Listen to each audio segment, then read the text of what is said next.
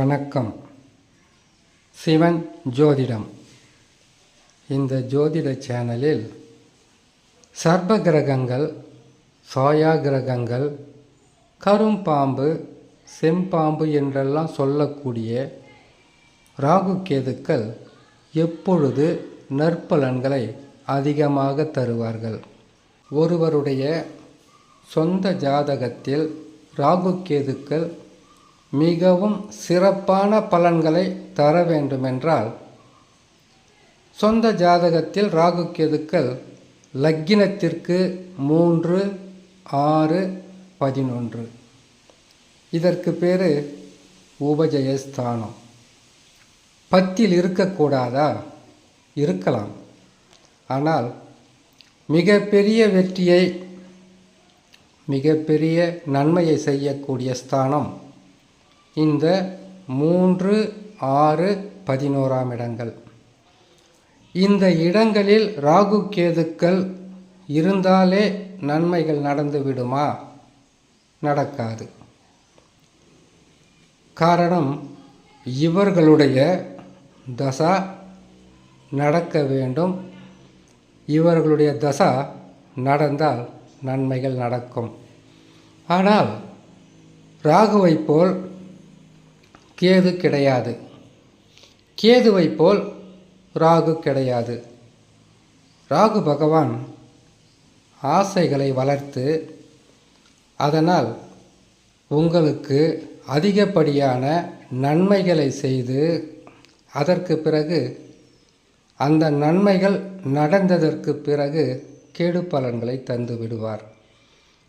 ராகு தசா இந்த 3, 6, 11 இடங்களில் சொந்த ஜாதகத்தில் லக்கினத்திற்கு 3, 6, 11 இடங்களில் இருக்கும்போது அவருடைய தசா நடந்தால் முழுமையான வேகத்துடன் செயல்பட்டு அதிகப்படியான நன்மைகளையும், திடீர் லட்சாதிபதி யோகத்தையும், கோட்டீஸ்வரன் யோகத்தையும் தர தயங்குவது கிடையாது ராகு பகவான். இதற்கு முற்றிலும் மாறுபட்டவர் தான் கேது.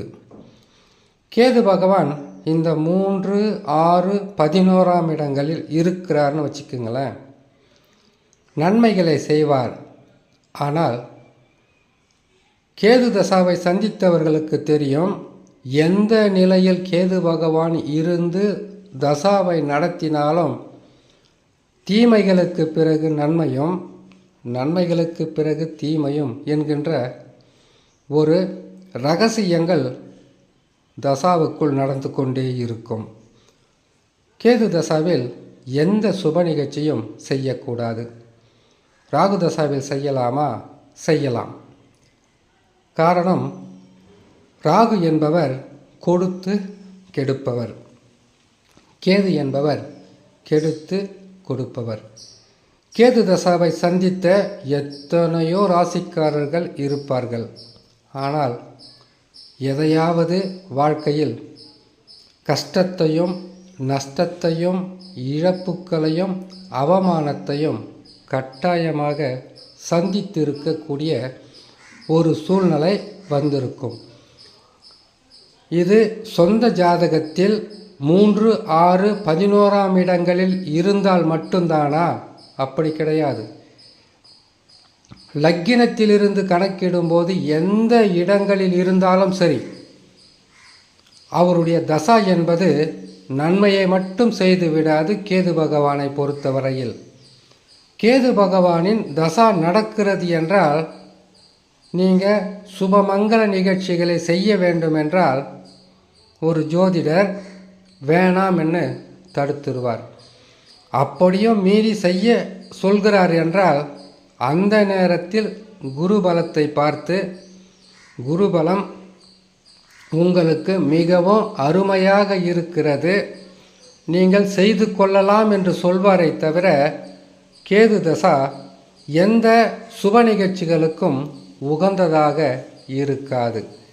ஏனென்றால் கேது தசாவில் எதையாவது ஒரு சுப நிகழ்ச்சிகளை செய்தால் அது மிகப்பெரிய வெற்றியும் சந்தோஷத்தையும் கொடுக்காது. கொடுப்பது போல் இருந்தாலும் அதை கொடுத்ததற்கு பிறகு அதன் மூலியமாக சில பிரச்சனைகளை கொடுத்து விடுவார்.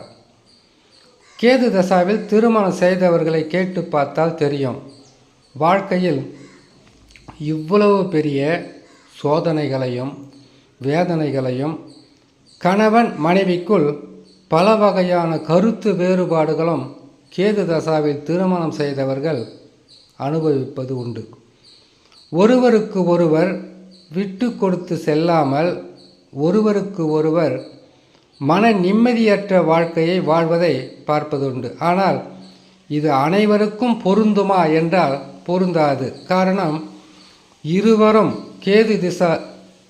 கேது தசாவில் திருமணம் செய்து ஒரே வீட்டுக்குள்ளே இருந்து வேலையோ குடும்பமோ நடத்துபவர்களுக்கு கடினமான கஷ்டங்களை கொடுப்பார்.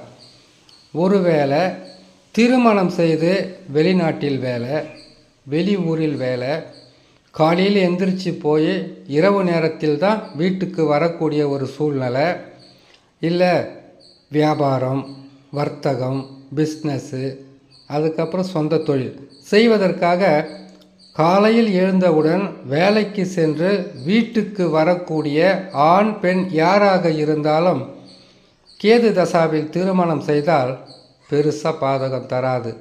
காரணம், இருவரும் 24 மணி நேரமும் வீட்டுக்குள் இல்லாத காரணம்தான் இதற்கு மிகப்பெரிய ஒரு ரகசியம்.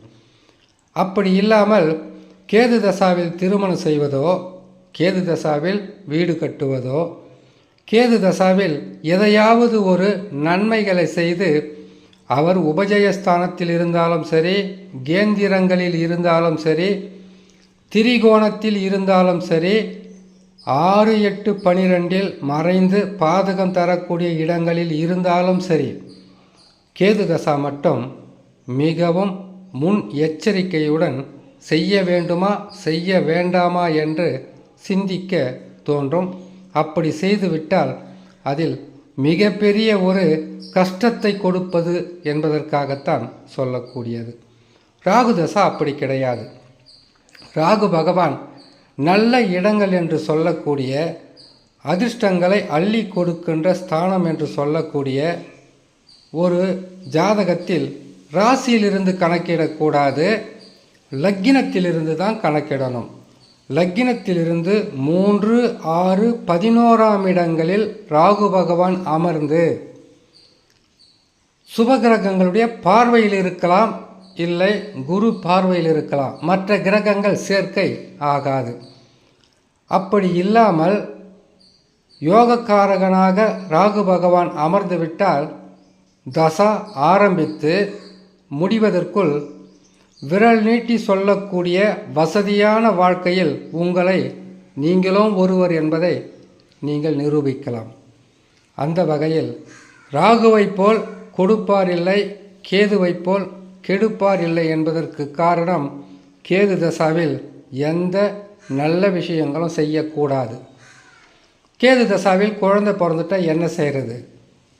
பல வகையான வீணான விரயங்களும் குடும்பத்தில் சிக்கல்களும் இருக்க ஆரம்பித்துவிடும். கேது தசாவில் எந்த நன்மையோ தீமையோ எது செய்தாலும் அது பெரிதளவு வெற்றிகளை தருவதற்கு வாய்ப்பு இருக்காது. ஒருவேளை உங்களுடைய வாழ்க்கையில் நன்மைகளாக நடக்கிறது என்றால் குருவின் பார்வை, குருவின் சேர்க்கை இருந்தால் அது சாத்தியமாகலாம்.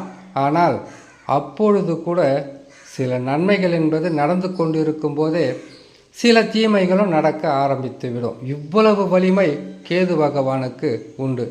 கேது பகவான் என்பவர் ஒரு ஜாதகத்தில் 3, 6, 11ஆம் இடங்களில் இருந்தால் கூட அவருடைய தசா என்பது மிகவும் கவனிக்கத்தக்க ஒரு தசாவாக இருக்கும். இதே கிரகங்கள் கோச்சாரம் என்று சொல்லக்கூடிய கிரக பயிற்சி காலங்களில் இதே 3, 6, 11ஆம் இடங்களில் அமர்ந்தால் மிகப்பெரிய மாற்றங்களும் முன்னேற்றங்களும் தொடர் வெற்றிகளும் தருவதற்கு தயங்குவது கிடையாது. ஆகையால் ராகு கேதுக்கள் நன்மைகளையும் வெற்றிகளையும் தரக்கூடிய ஸ்தானம் என்றால் 3, 6, 11இல் நல்ல பலன்களையும் நற்பலன்களையும் அதிகம் செய்வார்கள் என்று சொல்லி இன்னொரு நல்ல பதிவில் உங்களை நான் சந்திக்கிறேன். நன்றி, வணக்கம்.